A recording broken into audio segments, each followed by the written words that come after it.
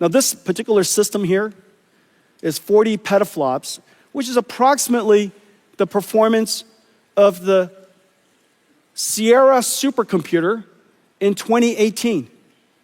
The Sierra supercomputer has 18,000 GPUs, Volta GPUs.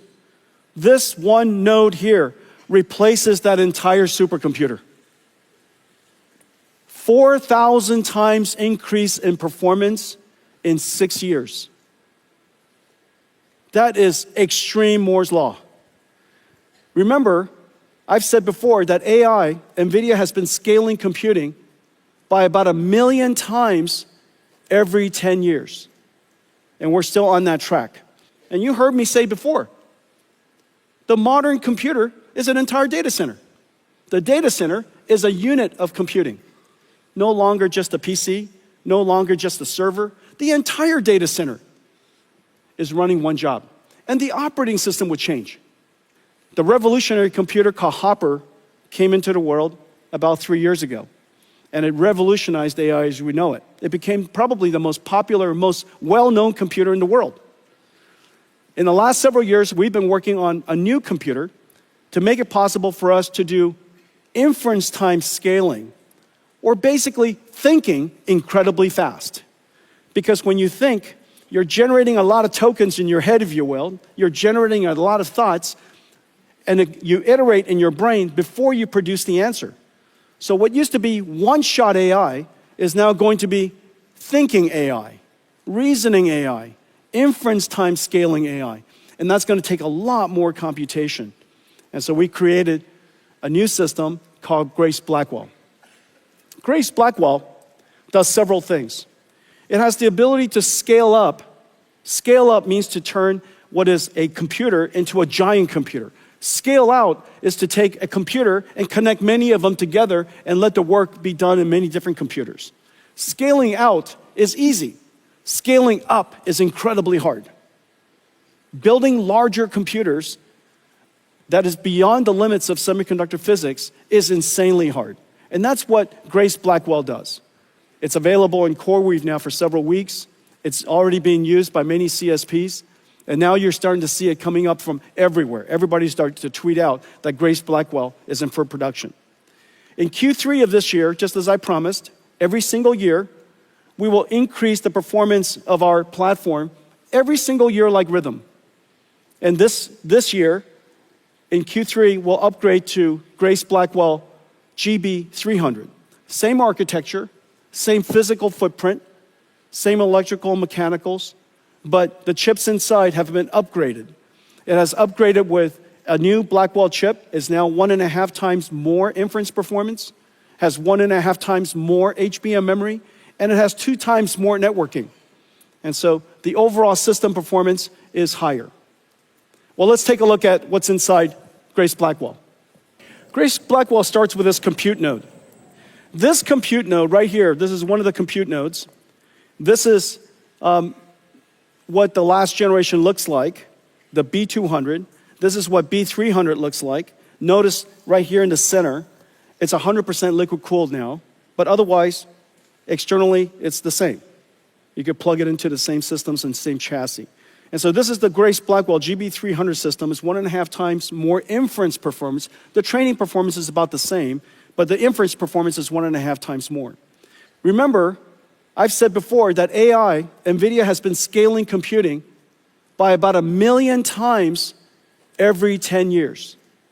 And we're still on that track. But the way to do that is not just to make the chips faster. There's only a limit to how fast you can make chips and how big you can make chips. In the case of Blackwell, we even connected 2 chips together to make it possible.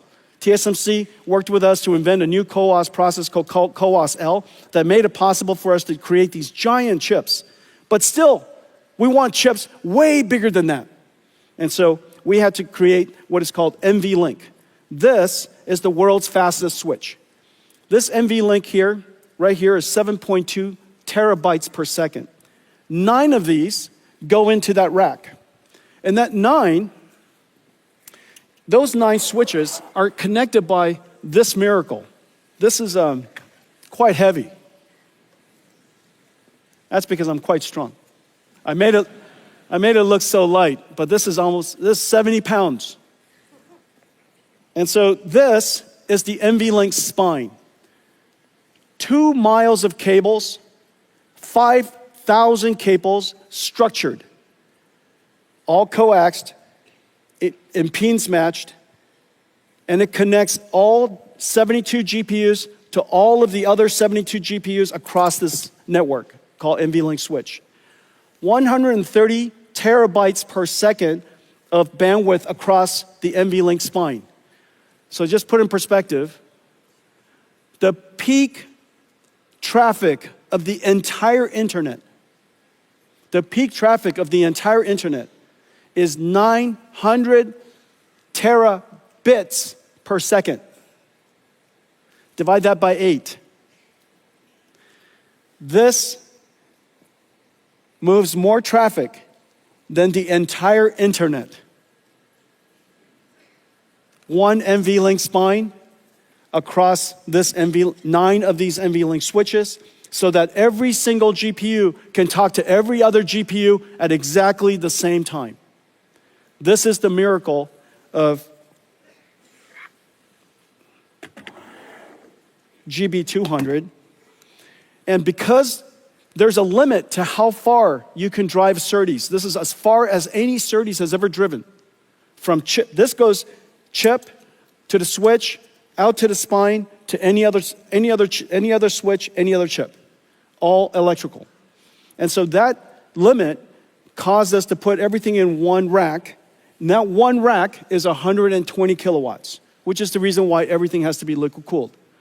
We now have the ability to disaggregate the GPUs out of one motherboard, essentially, across an entire rack. And so that entire rack is one motherboard. That's the miracle. Completely disaggregated, and now the GPU performance is incredible, the amount of memory is incredible, the networking bandwidth is incredible, and now we can really scale these out. Once we scale it up, then we can scale it out into large systems. And notice almost everything NVIDIA builds are gigantic. And the reason for that is because we're not building data centers and servers, we're building AI factories. This is CoreWeave, this is Oracle Cloud, and this is the XAI, Colossus factory. This is Stargate, 4 million square feet, 4 million square feet, 1 gigawatt. And so just think about this factory here. This 1 gigawatt factory is probably going to be about, 60 to 80 billion dollars. Out of that 60 to 80 billion dollars, the electronics, the computing part of it, these systems are 40, 50 billion dollars of it. And so these are gigantic factory investments.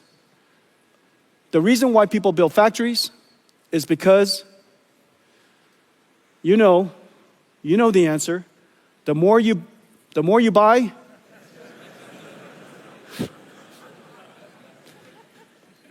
say it with me. The more you buy, the more you make. That's what factories do. Okay. And so today, we're announcing something very special. We're announcing NVIDIA NVLINK Fusion. NVLINK Fusion is so that you can build semi-custom AI infrastructure. Not just semi-custom chips, because those are the good old days. You want to build AI infrastructure. And everybody's AI infrastructure could be a little different. Some of you could have a lot more CPUs, and some of it could have a lot more NVIDIA GPUs, and some of it could be somebody's semi-custom ASICs. And those systems are so insanely hard to build. And they're all missing this one incredible ingredient. This incredible ingredient called NVLINK. NVLINK so that you could scale up these semi-custom systems and build really powerful computers. And so today we're announcing the NVLINK Fusion. NVLINK Fusion kind of works like this.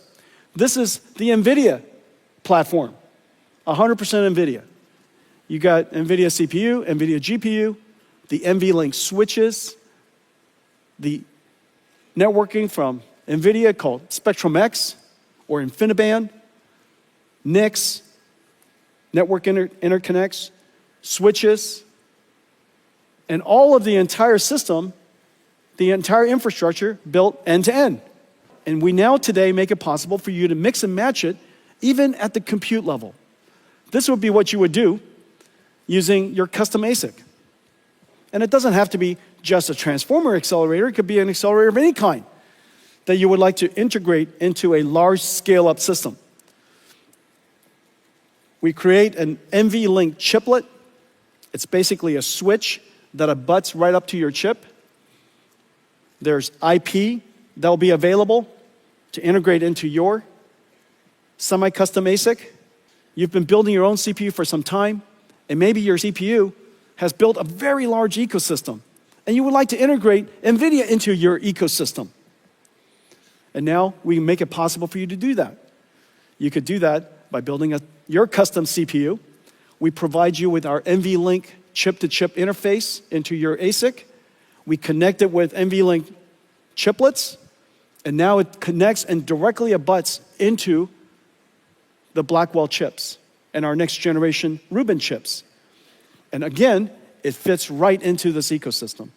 This incredible body of work now becomes flexible and open for everybody to integrate into. You instantly get integrated into the entire larger NVIDIA ecosystem that makes it possible for you to scale up into these AI supercomputers. Now let me talk to you about some new product categories. As you know, I've shown you a couple of different computers.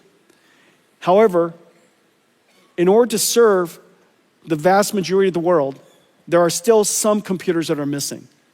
And so I'm going to talk about them. This new computer we call DGX Spark is in full production. DGX Spark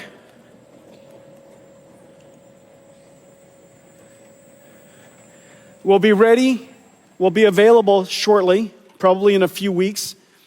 We have tremendous partners working with us: Dell, HPI, ASUS, MSI, Gigabyte, Lenovo. Incredible partners working with us. And this is the DGX Spark. This is actually a production unit. This is our version. This is our version. However, our partners are building a whole bunch of different versions. This is designed for AI native developers. If you're a developer, you're a student, you're a researcher, and you don't want to keep opening up the cloud and getting it prepared, and then when you're done scrubbing it, okay? But you would just like to have your own, basically your own AI cloud sitting right next to you, and it's always on, always waiting for you.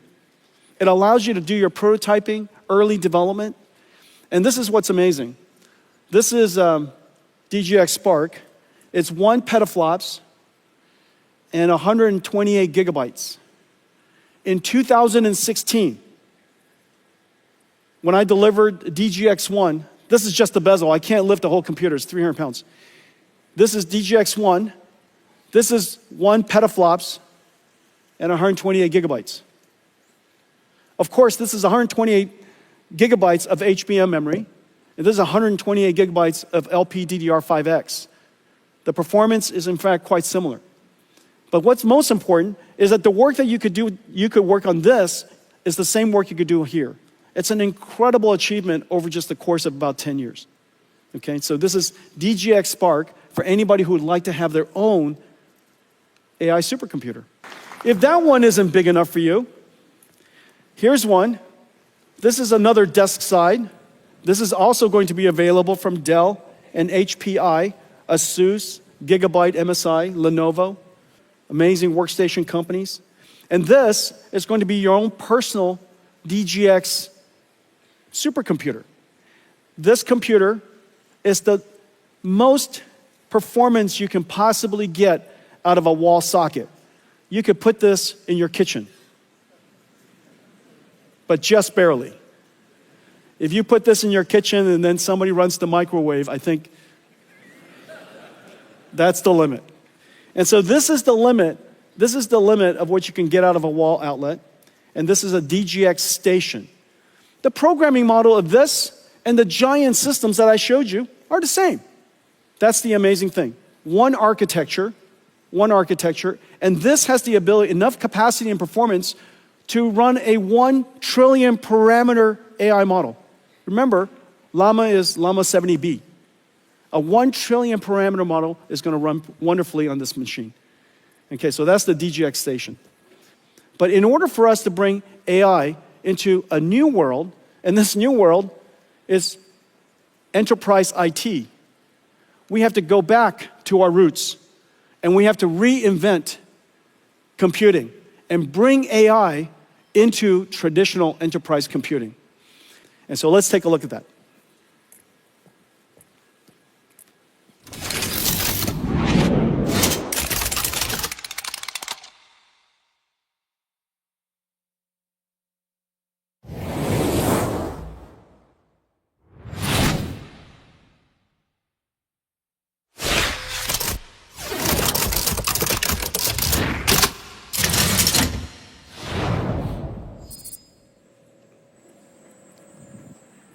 Okay, this is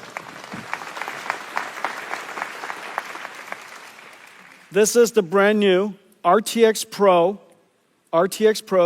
Enterprise and Omniverse server. This server can run everything. Everything that runs in the world today should run here. Omniverse runs on here perfectly. But in addition to that, this is the computer for enterprise AI agents. Those AI agents could be only text. Those AI agents could also be computer graphics. It could be in video form. All of those workloads work on this system. No matter the modality, every single model that we know of in the world, every application that we know of should run on this. In fact, even CRYSIS works on here. Okay, so anybody who's a GeForce gamer? There are no GeForce gamer in the room. What connects these 8 GPUs, the Blackwell, new Blackwell RTX Pro 6000s, is this new motherboard. This new motherboard is actually a switched network. CX8 is a new category of chips. It's a switch first, networking chip second. It's also the most advanced networking chip in the world. So each one of these GPUs have their own networking interface. All of the GPUs are now communicating to all of the other GPUs on east-west traffic. Incredible performance. Okay, let's talk about robots. So agentic AIs, AI agents, a lot of different ways to say it, agents are essentially digital robots. The reason for that is because a robot perceives, understands, and plans. And that's essentially what agents do. But we would like to build also physical robots. And these physical robots, first, it starts with the ability to learn to be a robot. Now, you know that we've been working in autonomous systems for some time. Our self-driving car basically has 3 systems. There's the system for creating the AI model. And that's GB200, GB300. It's going to be used for that, training the AI model. Then you have Omniverse for simulating the AI model. And then when you're done with that AI model, you put that model, the AI, into the self-driving car. So we're doing exactly the same thing in robotic systems, just like cars. And so this is our ASIC GROOT platform. The simulation is exactly the same as Omniverse. The training system is the same. When you're done with the model, you put it inside this ASIC GROOT platform. An ASIC GROOT platform starts with a brand new computer called Jensen Huang. This is just started in production. It is an incredible processor. Basically, a robotic processor goes to self-driving cars, and it goes into a human or robotic system. On top is an operating system we call ASIC, NVIDIA ASIC. The NVIDIA ASIC operating system is the runtime. It does all of the neural network processing, the sensor processing, pipelines all of it, and deliver actuated results. The biggest challenge in robotics is, the biggest challenge in AI overall is, what is your data strategy? And your data strategy has to be, that's where a great deal of research and a great deal of technology goes into. In the case of robotics, human demonstration, just like we demonstrate to our children or a coach demonstrates to an athlete, you demonstrate using teleoperations. You demonstrate to the robot how to perform the task, and the robot can generalize from that demonstration, because AI can generalize and we have technology for generalization. You can generalize from that one demonstration other techniques, okay? And so what if you want to teach this robot a whole bunch of skills? How many different teleoperation people do you need? Well, it turns out to be a lot. And so what we decided to do was use AI to amplify the human demonstration systems. And so this is essentially going from real to real and using an AI to help us expand, amplify the amount of data that was collected during human demonstration to train an AI model. Is that great? So in order for robotics to happen, you need AI. But in order to teach the AI, you need AI. And so this is really the great thing about the era of agents, where we need a large amount of synthetic data generation, robotics, a large amount of synthetic data generation, and skill learning called fine-tuning, which is a lot of reinforcement learning, and enormous amount of compute. And so this is a whole era where the training of these AI, the development of these AI, as well as the running of the AI needs an enormous amount of compute. Well, as I mentioned earlier, the world has a severe shortage of labor. And the reason why humanoid robotics is so important is because it is the only form of robot that can be deployed almost anywhere brownfield. It doesn't have to be greenfield. It could fit into the world we created. It could do the tasks that we made for ourselves. We engineered the world for ourselves, and now we could create a robot that fit into that world to help us. Now, the amazing thing about human robotics is not just the fact that if it worked, it could be quite versatile. It is likely the only robot that is likely to work. And the reason for that is because technology needs scale. Most of the robotic systems we've had so far are too low volume. And those low volume systems will never achieve the technology scale to get the flywheel going far enough, fast enough, so that we're willing to dedicate enough technology into it to make it better. But humanoid robot, it is likely to be the next multi-trillion-dollar industry. And the technology innovation is incredibly fast. And the consumption of computing and data centers, enormous. But this is one of those applications that needs 3 computers. One computer is an AI for learning. One computer is a simulation engine where the AI can learn how to be a robot in a virtual environment, and then also the deployment of it. Everything that moves will be robotic. As we put these robots into the factories, remember, the factories are also robotic. Today's factories are so incredibly complex. This is Delta's manufacturing line, and they're getting it ready for a robotic future. It is already robotics and software defined, and now in the future there will be robots working in it. In order for us to create robots and design robots that operate as a fleet, as a team, working together in a factory that is also robotic, we have to give it omniverse to learn how to work together. And that digital twin, you now have a digital twin of the robot, you have a digital twin of all of the equipment, you're going to have digital twin of the factory. Those nested digital twins are going to be part of what Omniverse is able to do. These are all digital twins. They're all simulations. They just look beautiful. The image just looks beautiful, but they're all digital twins. TSMC is building a digital twin of their next fab.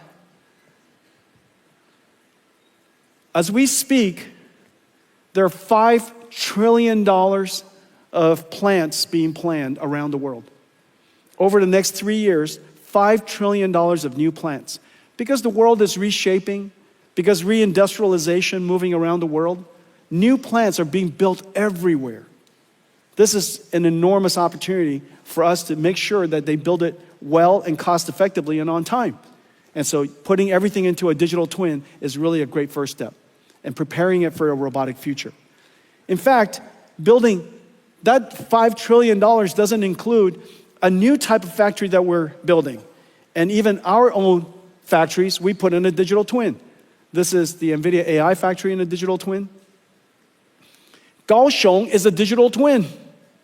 They made Kaohsiung a digital twin. There are already hundreds of thousands of buildings, millions of miles of roads. And so, yes, Kaohsiung is a digital twin. We are at a once-in-a-lifetime opportunity. It is not an understatement to say that the opportunity ahead of us is extraordinary. For the very first time in all of our time together, not only are we creating the next generation of IT, we've done that several times. From PC to internet to cloud to mobile cloud, we've done that several times. But this time, not only are we creating the next generation of IT, we are in fact creating a whole new industry. This whole new industry is going to expose us to giant opportunities ahead. I look forward to partnering with all of you on building AI factories, agents for enterprises, robots. All of you amazing partners building the ecosystem with us around one architecture. And so I want to thank all of you for coming today. Have a great Computex, everybody. 大家谢谢。